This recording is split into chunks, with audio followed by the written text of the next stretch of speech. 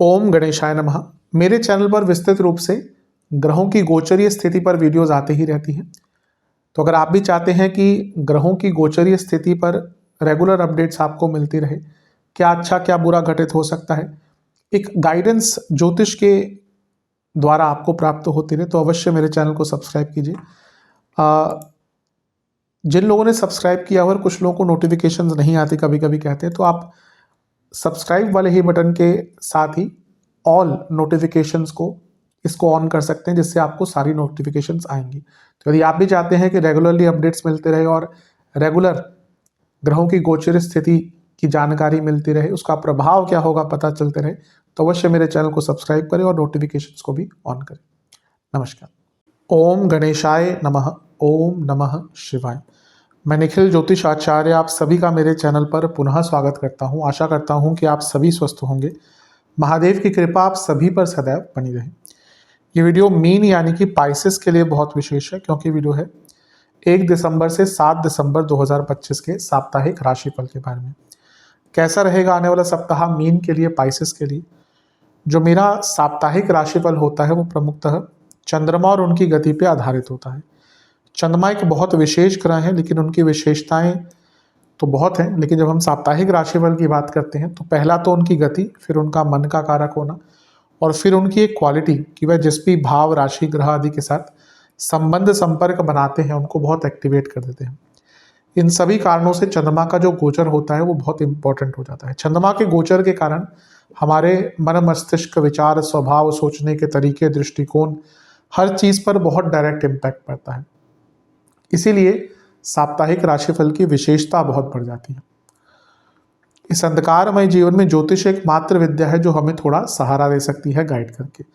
भले ही ये राशिफल एक बहुत सामान्य आधार पर दिए जाए, लेकिन एक जनरल गाइडेंस के लिए बहुत उपयोगी होते हैं।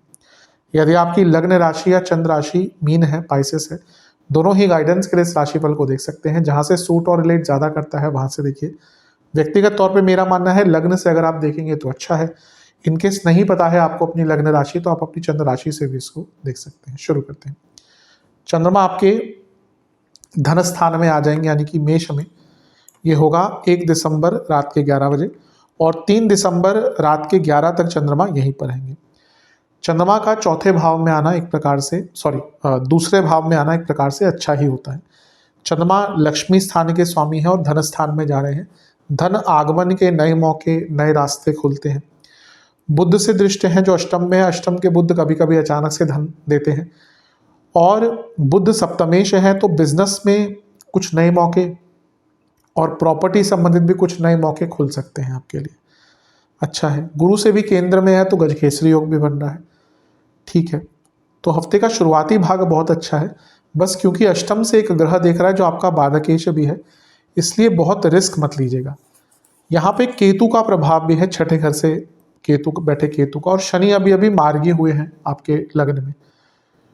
पहला तो यहाँ पे आपको अपनी गलतियां रियलाइज होंगी कि आपने कुछ गलतियां करी हैं, और उनको फिर ठीक करने का मौका भी मिलेगा। और धन स्थान के चंद्रमा कहीं ना कहीं धन कमाने के कई अवसर एकदम खोल सकते हैं, अगर आपकी दशा अंतरदशा सपोर्टिव हो तो। लेकिन वाणी पर नियंत्रण और पर्सनल लाइफ, कुटुंब में भी थोड़ा सा ध्यान पूर्वक चलिएगा। बहुत ज़्यादा ना ही बोलेंगे ना तो टाइम अच्छा है। नवांश कुंडली बताती है कि थोड़े सैक्रिफाइसेस करने पड़ेंगे अगर बड़ा कुछ अचीव करना है तो। अभी लगता है कि आप अचीव करना चाहते हैं लेकिन सैक्रिफाइस नहीं करना चाहते। दशांश कुंडली कार्य क्षेत्र में बहुत अच्छा समय है। बिजनेस में भी अच्छा टाइम है। मार्केटिंग पर ध्यान दीजिएगा। लव लाइफ थोड़ा ग्राउंडेड रहिए, ईगो कम रखिए। वैवाहिक जीवन एफर्ट डालिए अपने वैवाहिक जीवन में। जहाँ तक स्टूडेंट्स की बात है, आप थोड़ा सा ना ओवर कॉन्फिडेंट रहेंगे यहाँ पे। सेहत के हिसाब से आंखों की प्रॉब्लम, दांतों की प्रॉब्लम। सर्वाष्टक में आपका चौथा घर बली है, ये अपने आप में अंकित कर रहा है कि आप प्रॉपर्टी संबंधित कुछ काम आपके यहाँ पे बन सकते हैं।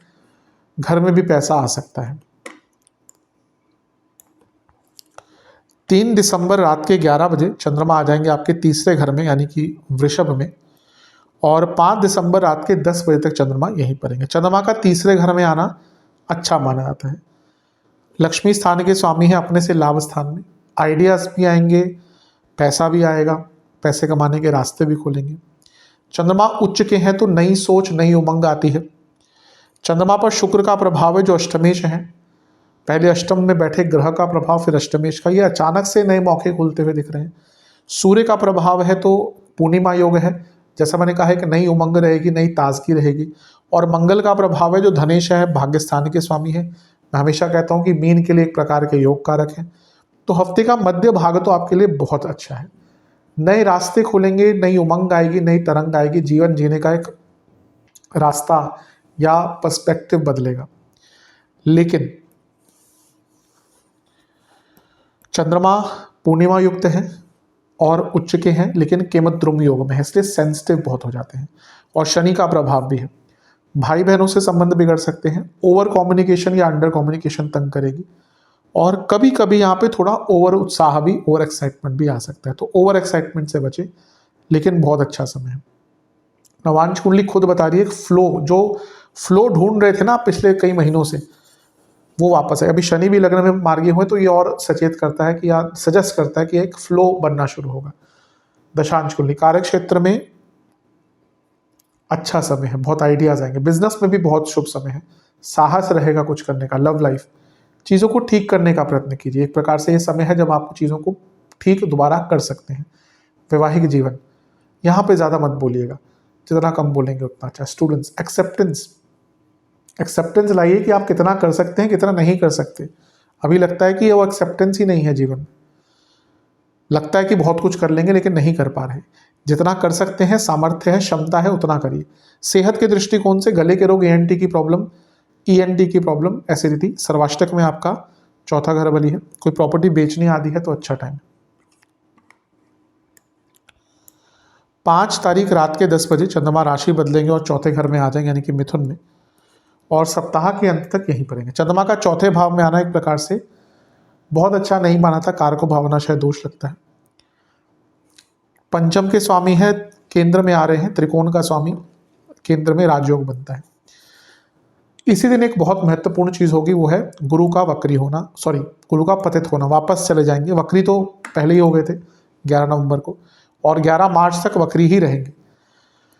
अब ये वापस आए हैं तो ये पतित अवस्था है। ये जो समय होता है ना जब ग्रह पीछे गिरता है, वो सबसे सेंसिटिव होता है। जब भी ग्रह राशि भी बदलता है ना, आप देखेंगे अधिकतम इवेंट्स आपको उस दिन के आसपास ही मिल जाएंगे। अगर आपके जीवन में कुछ बदलाव होंगे ना, तो आपको उस इवेंट अधिकतम, ऐसे तो लंबा टाइम बिताते, लेकिन कुछ ना कुछ प्रभाव आपको उस दिन के आसपास मिल ही जाएगा जिस दिन ग्रह राशि बदल रहे हैं।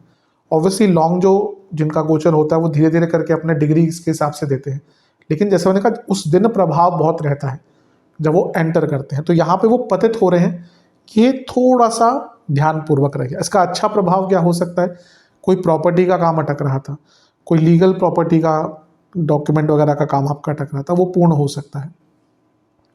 कुछ मौके निकल गए थे हाथ से, वो वापस आ सकते हैं। करियर, अगर जॉब चली गई थी, वापस आ सकती है। लेकिन क्योंकि यहाँ पे हम लग्नेश की बात कर रहे हैं, चौथे घर में चले जाएंगे तो थोड़ा व्हीकुलर एक्सीडेंट का योग बनता है और इमोशनली बहुत परेशान रहेंगे, और घर में बहुत बड़ा कलह कलेश हो सकता है। यहाँ पर मंगल का प्रभाव भी है, राहु का प्रभाव भी, तो इमोशनल लाइफ, फैमिली लाइफ अच्छी नहीं दिख रही, और व्हीकुलर एक्सीडेंट्स के योग हैं, इसलिए थोड़ा सचेत रहिएगा। नवांश कुंडली, शांत रहिए, ईश्वर की आराधना कीजिएगा। दशांश कुंडली, कार्य क्षेत्र में बहुत प्रोफेशनल तरीके से काम कीजिएगा। जो आपका एरिया है, उस जो आपका काम है उसको मना मत कीजिएगा। बिजनेस में थोड़ा रिस्क कम लीजिएगा। लव लाइफ, अपने ऊपर ध्यान दीजिए। कभी कभी सेल्फ लव बहुत अनिवार्य हो जाता है। वैवाहिक जीवन ठीक है, इन लॉस का थोड़ा इन्वॉल्वमेंट दिखता है, लेकिन वैसे ठीक है। स्टूडेंट्स, बहुत अच्छा, स्टूडेंट्स के लिए एक्स्ट्राऑर्डिनरी टाइम है। हफ्ते का अंतिम भाग आपके लिए कुछ बहुत श्रेष्ठ लेके आ सकता है। सेहत के हिसाब से चेस्ट की प्रॉब्लम, ब्रीदिंग इशू, ईएनटी की प्रॉब्लम, कफ रोग तंग करेंगे। सर्वाष्टक में आपका छठा घर बली है, फिर से कोई लीगल, कोई पेपर वर्क अटक रहा था, वो यहाँ पे पूर्ण हो सकता है।